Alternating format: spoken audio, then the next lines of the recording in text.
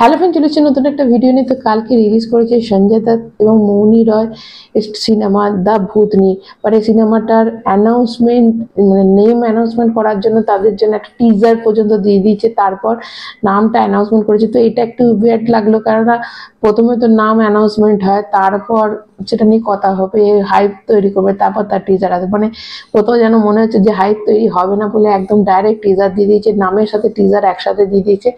তো যেটা দেখলাম যে সংস্কৃত বলতে বলতে মানে গীতা শ্লোক পড়তে পড়তে একটা সঞ্জয় দত্তের গলা আমরা পেলাম, এবং সঞ্জয় দত্ত একজন মানে ভূত তারা এরকম একটা কিছু মনে হলো।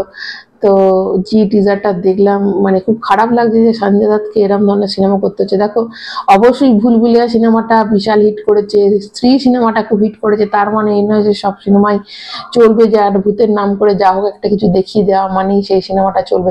তো যেটা দেখলাম অবশ্যই বেশ হরর জিনিস রয়েছে, সেটা দেখলাম। কিন্তু দেখো, যেখানে আমাদের সানি দেওয়াল এইরকম জাট মতো সিনেমা আনছে, গদর গদর মতো সিনেমা, গদর 2 সিনেমা করছে, এবং জাট তারা আসছে, তারপর বর্ডার 2 আসবে। তো নিজেকে খুশবাক কোন জায়গাটাতে তুলেছে, কোন জায়গায় নিজের প্রেজেন্ট রেখেছে, মিঠুন চক্রবর্তী বলো। তো এরা মানে আমি অক্ষয় খান্না যদিও অনেক পরে, তবুও বলবো অক্ষয় খান্না কি অভিনয় করেছে ছাওয়াতে। তো সেইখানে কোথায় মানে খুব খারাপ লাগছে যে সঞ্জয় দত্ত কেন এরকম একটা ধরনের সিনেমা করছে।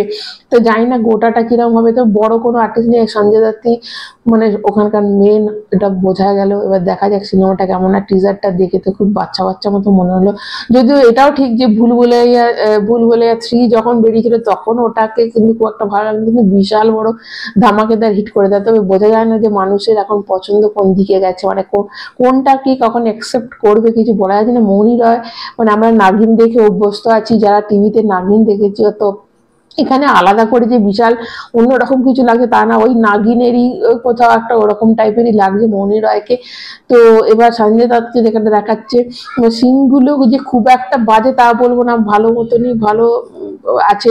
কারণ যদি আমি কম্পেয়ার করি যে ভুলভুলাইয়ার সাথে, কেন ভুলভুলাইয়া একটা ব্লকবাস্টার মানে জানো ব্লকবাস্টার হয়েছে, তো সেইখানে কিন্তু ওই টিজার যাই বলো খুব একটা ভালো হয়নি। সিনেমাটাও মানে অবশ্যই ভালো হয়েছিল, যে খুব ভালো সেটা কিন্তু বলা যায় না, কিন্তু সেটা ব্লকবাস্টার হয়ে গেছে, দর্শকের ভালো লেগেছে। তো এটাও হতে পারে দর্শকদের ভালো লেগে গেল।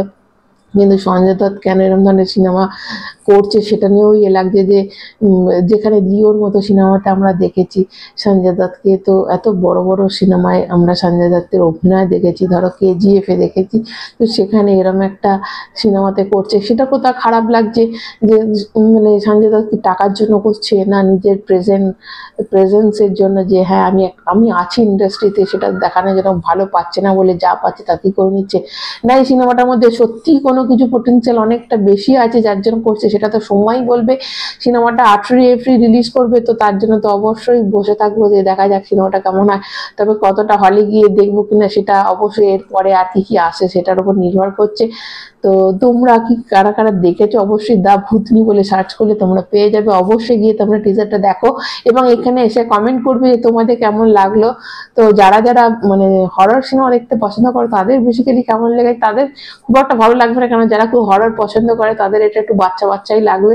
তো তাই যাই হোক, তবু তোমরা একবার গিয়ে দেখে নিও। এখন ওর মতো এইটুকুই, ভালো লাগলে লাইক দেবে, চ্যানেলটা সাবস্ক্রাইব করবে। সবাই ভালো থাকবে। এখন মতো টাটা।